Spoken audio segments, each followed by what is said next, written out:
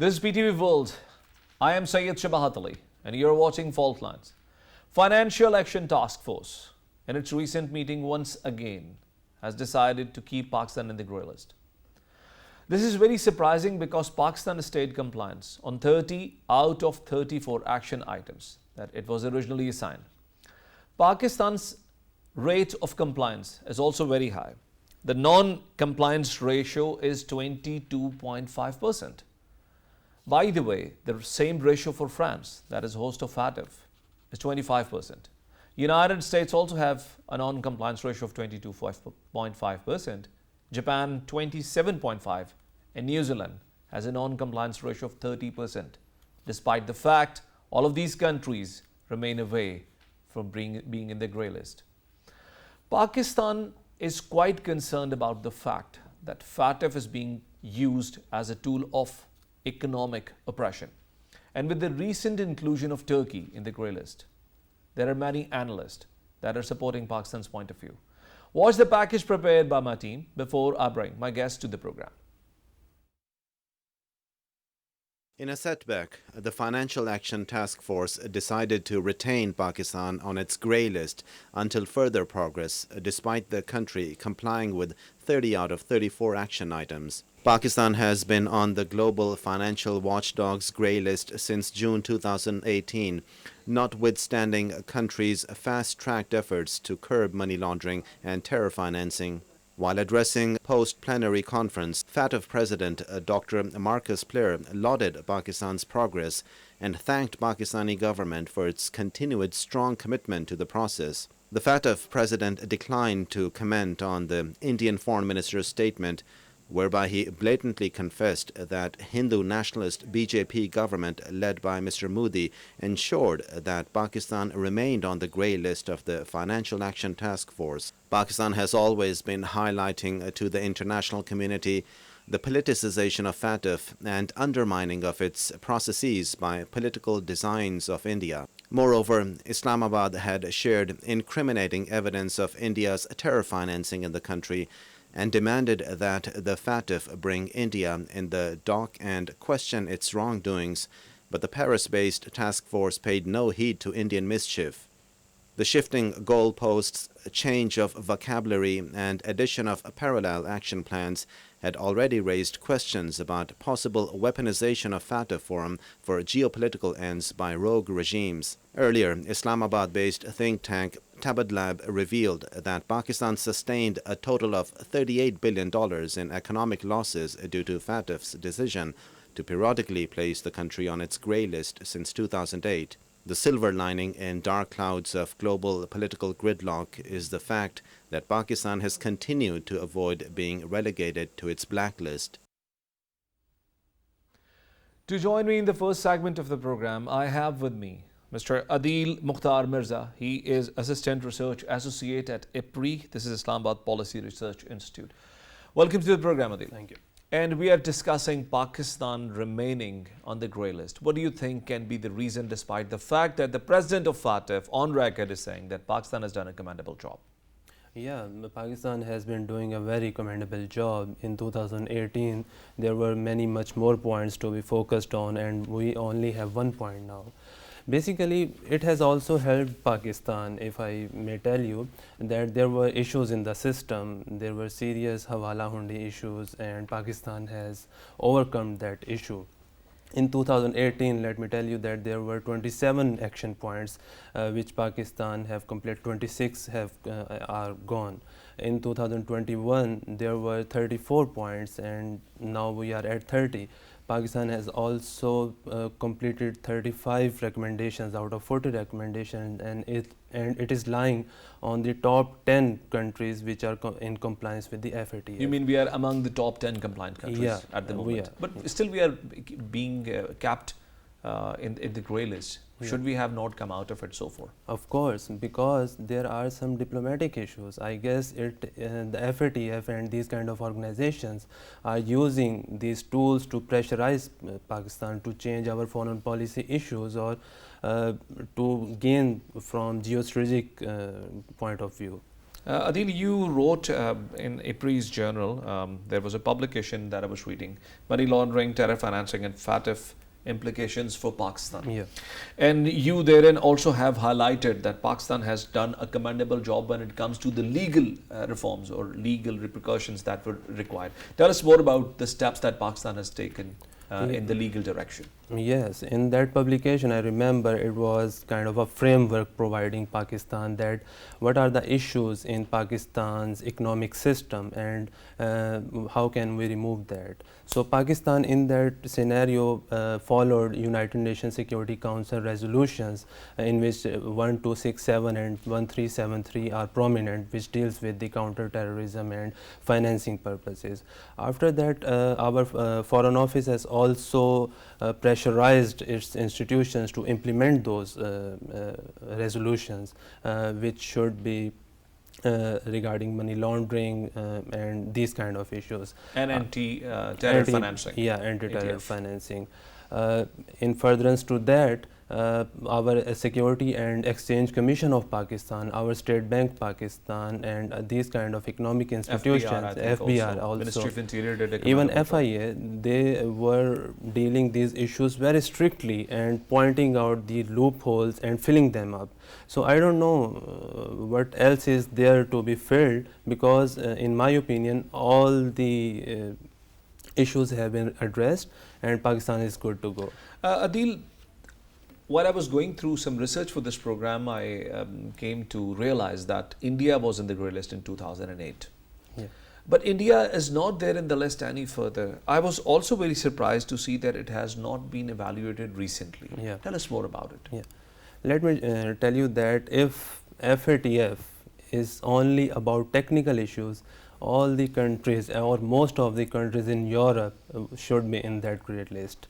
You know, in 2008, India was put on the grey list, and in 2013 it was re-evaluated, and it has been 8 years. No evaluation has been done. You're saying that India has not been re-evaluated since 2013? No. And how many times Pakistan has been evaluated? Twice a year. Twice in a year? Yeah, twice a year. And India has only 14 compliant points out of 40 recommendations, and Pakistan is on the 30th.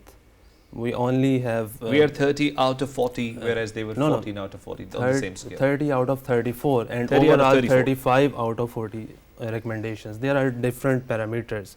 But you know, these kind of issues which are impinging Pakistan's decisions, that what is going on internationally, these international organizations shouldn't be doing these issues, should not be doing policing of these issues. Policing of these issues, and there should be transparently evaluation that each country which is not compliant to these recommendations should be in the grey list, and not only Pakistan, Turkey and these kind of countries which are geopolitically or significant or are currently to be strangulated financially. Adeel, tell us about Turkey. How do you see the inclusion of Turkey, because it's one of the strongest economies in the Eastern Europe? It plays a very pivotal role in connecting East and West. It is a part of NATO alliance and still very close to Russia, playing an imperative role in calming down Syrian crisis as well. And at this point, when Turkey is holding such a remarkable international standing, and when their economy is also in kind of pressure, FATF is deciding to pull Turkey's leg and get it into the quagmire. How do you see this? Well, it all started in 2019 when FATF argued that there are some serious loopholes in Turkey's economic system, which I think there aren't. But the real issue started in 2016 afterwards, when the tensions between United States and Turkey got heightened. It was Turkey's attacks on the Syrian Kurds and United States supports to that. And then there is another issue of S-400, the selling of those. S-400 missiles that were Russian weapons that Turkey bought out. So I think these two political issues are more important to the West than the technical deficits in the Turkey's economic system, and that is why Turkey is being targeted now. And Adeel, do you think these issues are going to haunt Turkey's economy any further? Of course, unless and until we do something diplomatically about it and tell them that these kind of issues aren't meant to be resolved by these kind of tools, and there should be some reputation left to these international organizations so that the original aim of money laundering and counter finance terrorism for which these organizations were formulated, they do their purpose. Adeel, coming back to Pakistan, you Yeah. just applauded the role that Pakistan's government has played. Yeah. You also appreciated the fact that the current government put it on a very high priority on its agenda, as you were mentioning, that Ministry of Foreign Affairs and Ministry of Interior played a pivotal role in making sure that the compliance goes across the board. You appreciated the role of institutions like SCCP, FPR, FIA, and the list goes on. Do you think that it has actually benefited Pakistan's economy that was in crisis when it comes to Hawala and Hundi? And I'm saying this because there are so many cases in Pakistani courts at the moment. We saw this in Panama Papers, and recently Pandora Papers have also pointed out the loops in the system. How do you think this has helped Pakistan?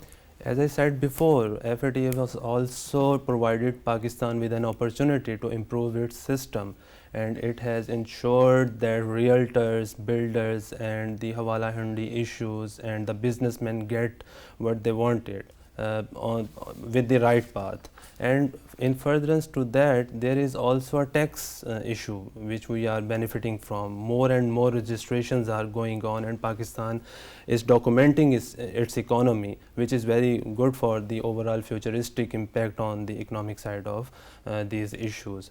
And after that, well, when you fulfill 35 out of 40 recommendations and you are behaving like a good guy in the international system, so international community also respects that, and they appreciate you, and they appreciate you while going on economically, and it might have a good impact with the IMF projects, In the international etc. credit rating as well, Yeah. ease of doing business, there is Yeah. indexes. Yeah. Thank you very much, Adeel Mukhtar Mirza, for being my Thank guest you. in today's program.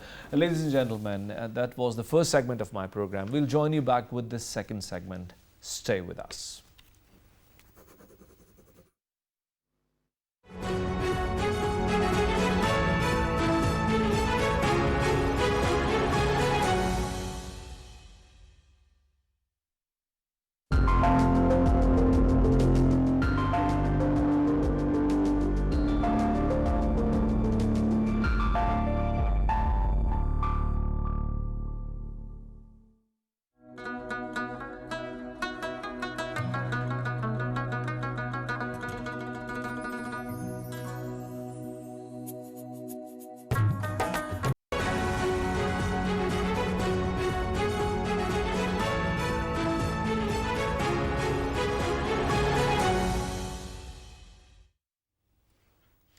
Welcome back. In this segment of the program, we are going to discuss the Libyan crisis. Libya, that was governed by its administrator, or its monarch, I would say, Colonel Muammar Gaddafi, whose tenure ended in 2011, precisely on 20th of October, when he was chased by an angry mob that actually tortured him to death. After Muammar Gaddafi's death, Libya has fractured into different pieces. Its economy and its polity has not stabilized.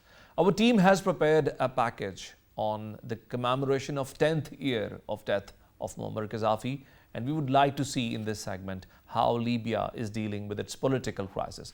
Watch the package before I bring my guests to the program.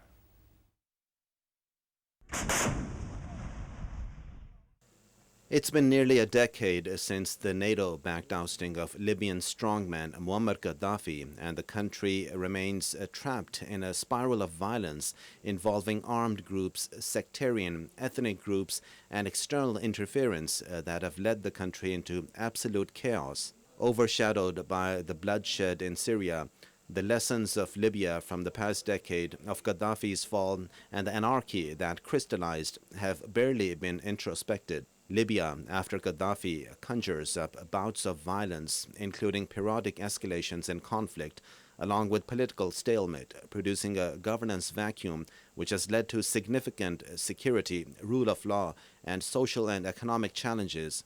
The persistent power vacuum prompted the growth of criminal networks, including those involved in human trafficking and the smuggling of drugs and other illicit goods and kidnapping for ransom. More than 200,000 Libyans remain displaced across the country. For the general population, living conditions, including access to clean drinking water and safe housing, have all deteriorated since 2011. Being one of the most prosperous countries in the African continent, Libya had one of the highest standards of living in Africa, with free healthcare and free education, and since so-called humanitarian intervention under the doctrine of responsibility to protect, the North African country is beset by chaos and anarchy. The case study of Libya depicts the messiness which imperial struggles foment under romantic doctrines of nation-building and responsibility to protect. To join me in this segment of the program, I have two experts of the African affairs. To join me from United Kingdom, I have Julius Mbaluto. He's UK-based Kenyan broadcaster and political analyst. I welcome him to the program. And again from London, I have John OFFEI-ANSAH. He is journalist, expert of African affairs, publisher of African Briefing magazine. I welcome both of my guests to the program. My first question is from you, Julius Mbaluto. Tell me how Africa sees this event of the death of Muammar Gaddafi and the violence that has erupted and taken over this entire country, which is still in chaos. How do you see these events from outside? Well, Gaddafi had many, he was an iconic figure in many different ways.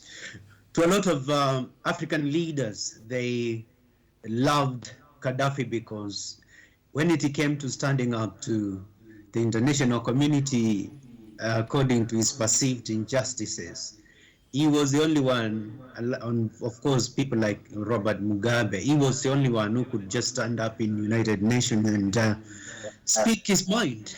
And also, African leaders loved that aspect of Gaddafi, being able to voice the African issues in a way that maybe some of them will be like, I want to be a bit diplomatic, I don't want to subject my country to be a victim of not being given aid. All that is one of the perceptions. But number two, when you look into his leadership he ruled Libya for 42 years. Just after the revolution in 1969, he ruled Libya for 42 years. And of course, to his own credit, he was anti-imperialism, and that drove actually his policies within Libya, because he wanted to see Libya being in control of its own affairs.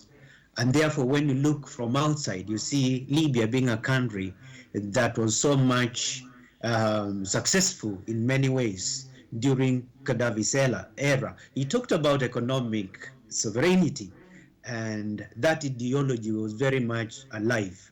He had so many ambitious social programs, from education to health to housing, subsidies for electricity. And when you look into also the way the international community began to perceive him, we see in 2010, UNDP considering Libya a highly developed country in Middle East and of course Africa, with a literacy level rate of 88.4%. And when you look into also the way Libyans were living their life, and they were satisfied in terms of economy, they were doing pretty well. And when you look into all these, of course, when you look from outside, you see Libya under Gaddafi being very, very well managed in terms of vast oil fields in Libya, wealth, and also the management of it. It was like to the benefit of Libyans. And this is how, when other leaders from Africa were looking to that, that's what comes in their mind. If we are They talking look- about the economy at the moment, I'm sorry I cut you here, but if you are talking about the economy at the moment, I would like to include John OFFEI-ANSAH in the conversation. John, you are looking into the economic aspect of African crisis for quite a long time. So what do you believe, how was Libya's economy doing? As an economy, how was Libya viewed from outside when Muammar Gaddafi was running the affairs? You just heard what Julius Mbaluto said. Julius is right. Gaddafi managed, don't forget, Libya had and still has the largest oil reserves in Africa. And Gaddafi managed to, did manage the oil resources very well. At the time of his overthrow, Libya had the highest per capita GDP in Africa. Libyans enjoyed a very, very high standard of living. Okay, there were so many instances of Libyans being offered scholarship to study abroad, right? Libyans, after completing university or whatever, or even getting married, were offered free, interest-free mortgages to purchase their own homes, and so on and so forth. So during Gaddafi's time, his 42 years in office, I mean, Libyans did enjoy a very, very high standard of living compared to the rest of Africa. Their GDP per capita was the highest in Africa. So I must say that unlike other African countries, oil-rich African countries, Gaddafi managed to prudently, or did manage Libya's oil resources very well to the benefit of Libyans. And John, he also made some efforts, if you can shed some more light on his efforts for bringing the African nations together. He was trying to build this common military. He was trying to bring a more synergy. I have read in a paper that he was even trying to create a United States of Africa by bringing more synergy into the leadership, for which he was often disheartened. How do you think of his efforts to unite Africa? Gaddafi, I believe, was a very, very able and keen student of Ghana's first president, Kwame Nkrumah, who advocated, a strong Pan-Africanism, ideals. Okay, Gaddafi wanted a united Africa. Gaddafi, like Julius said, Gaddafi was a staunch, strong anti-imperialist, and he wanted to use Libya's resources, Libya's riches, to bring all of Africa together, form some sort of a continental, government for Africa, just like Nkrumah espoused during his time. Okay, he even wanted to set up an African version of the IMF. Okay, where the African version of IMF, is this what you said? Yes, African version of the International Monetary Fund, where Africans could borrow almost interest-free, to develop their economies, and so on and so forth. And I think all this, I mean, the West saw Gaddafi's ideals, saw Gaddafi's ambitions for Africa, and I'm sure we're not very happy. Okay, so they had to find some sort of excuse. So they used the excuse of the Arab Spring, to try and remove him, and they succeeded. And Libya and Africans in general are the worst off for this. Though I must say that, look, he ruled Libya with an iron fist. Okay, he did not tolerate dissent, and so on and so forth. But I believe, look, it was some price to pay, for the economic benefits that Libyans did enjoy. And I'm telling you right now that some Libyans now, wish, they were back during the days of Gaddafi. okay, looking at the fractured politics of the country, the civil wars, the interference by Western powers, and all that. I mean, crumbling infrastructure, the economy, it's in a mess. Some Libyans wish they were back in the days of Gaddafi. I'll bring you back, Julius, on this part of the program. It's a very imminent point that my other guest, John OFFEI-ANSAH, has highlighted. So, looking at what he just said, tell me how NATO and United States justified their intervention, the use of kinetic force in Libya, a country that was so close to the Western Bloc, a country that was visited by two prime ministers of United Kingdom, one after another, Condoleezza Rice, the state secretary, and the president of France, and the list goes on. All of a sudden, they turned the tide against him. And how did they justify the use of brute force to destroy a country and to bring it to shatters? If you look back, we remember the Arab Spring that started in 2010. And actually, the Arab Spring was finding its way in Libya 1 year later. That was 2011. But when it started, it was like anti-Gaddafi protests, which was not like a kind of a revolution as it was in Tunisia and other countries. But what happened was the moment that kicked off, it started, then you have the Western nations under United Security Council and NATO for the first time very quickly willing to intervene. And of course, under what they call responsibility to protect, Resolution 1973, they launched a bombing campaign between March and October 2011. And therefore, of course, when you look back, the rest is history. And mistakes definitely made. Of course, they were.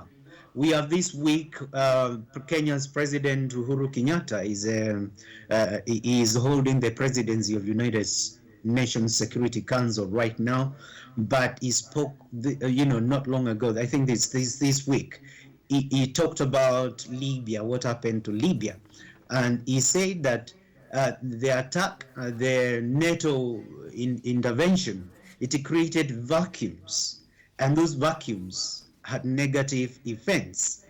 And of course, we see also the president of France, Emmanuel Macron, also this week at a meeting saying that military intervention in Libya in 2011 was a mistake.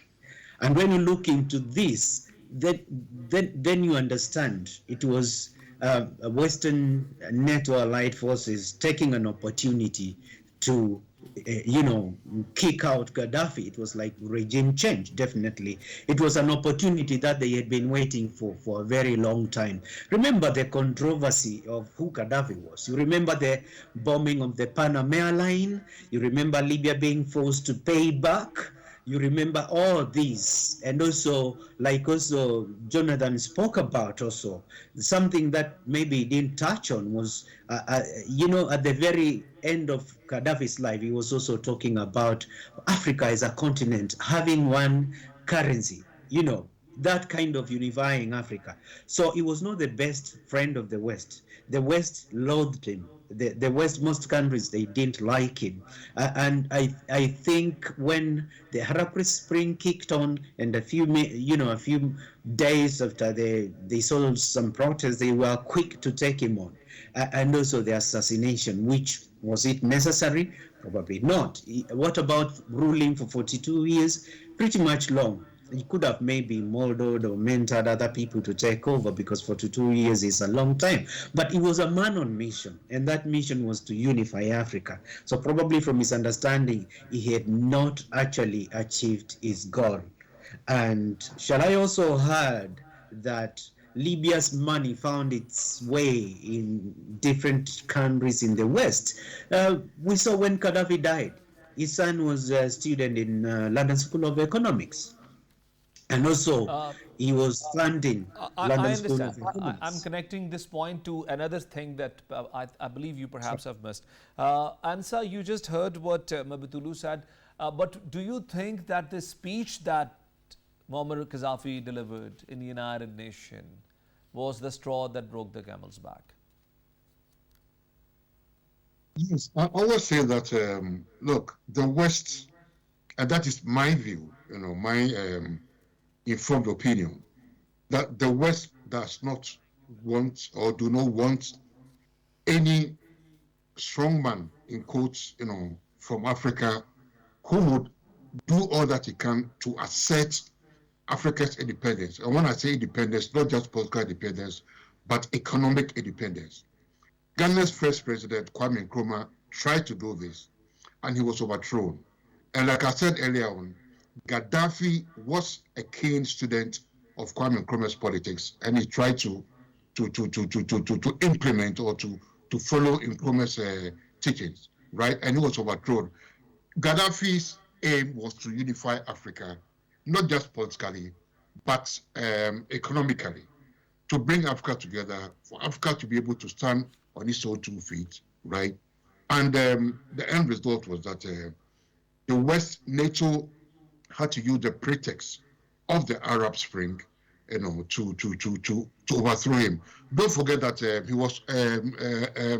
Gaddafi was ostracized after the Panam bombings, was ostracized for a very long time, being accused by the West of sponsoring international terrorism, right? Until he was able to come out from the cold. He was warmly welcomed by former British Prime Minister Tony Blair and all that, right? So if this guy had been similarly, sort of rehabilitated, in quotes, if he's come out of the cold, if he's been accepted, within the international community, what is the point of overthrowing him? It's all because this man was advocating a strong Africa, a united Africa, politically and economically. Thank you very much, John OFFEI-ANSAH, for being guest in my program. Julius, you just heard what he has said. So do you agree that his biggest crime was to make the efforts of uniting Africa, particularly at a time when Africa was already dealing with so much of the crisis and Libya was the richest country in the entire African continent? Julius, now we are talking about the state of Libya today. So tell us what is happening in Libya today. To our understanding, the country is still fractured into 2 pieces. Is there a ceasefire at the moment, or is there anything happening that is worth mentioning for us from here, because we don't know anything about, we haven't heard about Libya on the larger scale of the canvas of international media ever since. Yeah, currently Libya is going through a lot of crisis, of course, to maybe front some feelings of Libyans on the ground. Came across a lady known as Faisa, yeah. Say, I hate to say it, but our life was better under the previous regime. That's a sentiment from one of the Libyans there on the ground. But in terms of economically, socially, and also politically, Libya is a fragmented country. And because of this vacuum that was created by the NATO's intervention, we have a lot of uprising of extreme groups, jihadist groups, but also we also have human traffickers. And you've seen most of the time it become like almost a conduit for human trafficking from all these ships, boats capsizing in the seas as Africans are fleeing the continent. And of course, a lot of them are Libyans. So therefore, actually, it's in a worse situation than during Gaddafi era. And when we look into the possibility of uniting Libya again, it will take some challenges, because then we are talking about having to speak to all these fighting groups, to speak to all these jihadists, speak to all these groups that are so splintered all over the country, and these extremist groups, they are not easy to deal with, because they are ideology driven, which then that particular ideology is not such an ideology for the good, and therefore we see Libya right now, even with political instability, and efforts to bring it back have not really come to fruition as it should have been. We have Libya still thinking, what's going to happen next? Because since the intervention of NATO, it's never been the same again. It's totally fragmented in political instability, fighting groups, jihadist presence, and also it has become a place whereby all these extreme groups are growing because they thrive in political instability and they take advantage of chaos because their ideology is chaotic in its nature. But have NATO and United States, that were once so excited about getting him away or getting him killed, done any efforts to stabilize the country again? Have there been any institutions involved for state building or bringing, the people and the different warring factions that now have the arms in their hands together, or mediating the process of negotiations? Have any such efforts been made after 2011 to date? Well, unlike Afghanistan, unlike Iraq, this particular regime change of Libya, they never sent forces on the ground to, or even peacekeepers. They never made any efforts to, like, okay, yeah, Gaddafi is gone, but we have sent United Nations peacekeepers or people who can bring people to the table and begin to negotiate for peace. That never happened, and Libya was just like left on its own, and to pick up the pieces of NATO's intervention. So it's unlike many countries whereby these problems happening and you see a united international effort being done. Libya's case is totally different. Look right now, like at the coup in Sudan. You've seen worldwide United Nations condemn it. You've seen EU condemn it. You've seen US condemn it. We've seen AU, Africa Union, kicking Sudan out of its membership of Africa Union. So you can see something is being done. The next thing you can see United Nations telling Sudanese military, those guys who took over, telling them you have to bring back the transitional government. And something is being done. But in the case of Libya, it was a regime change, but there wasn't united efforts to bring peace back and to rebuild the country, as we have seen some interventions following up. I mentioned Afghanistan, so US, UK forces being taken there, Iraq still the same to rebuild, but not the same as Libya. And that's really a catastrophe. It's a danger, really, because leave a big country like Libya the way it was and how dynamic it was to its own devices under political instability, and there's that power vacuum and there's no government that is standing on the ground. Then you have created immediately a region where extremists are ready to operate with a free hand. So that's why really something has to be done, whether it's United Nations, whether it's African Union, something has to be done right now to address the problem of Libya. But it has already been 10 years, something has to be done, but we do not see anything being done from anywhere. Even the African nations haven't taken a lead. And also tell me if you have any expectations from the local political entities, if there are any, to come forward for a political process, or do you think the violence is only a way forward and only a stalemate will help Libya to come up with, again, maybe or may not be, again, being a collective political entity? Yeah, I want to say this. As we spoke earlier in the program, as we addressed the issue, why change? Why take on Gaddafi? We see the issue. And you know what? Most of the time, the international community, some of these nations, they have their self-interest on the ground in these countries. And those self-interests, most of the time, they are favorable in chaos as well. If you wanted to harvest African resources, right? Your ally is not immediate a government that is functioning well, because it's going to challenge you.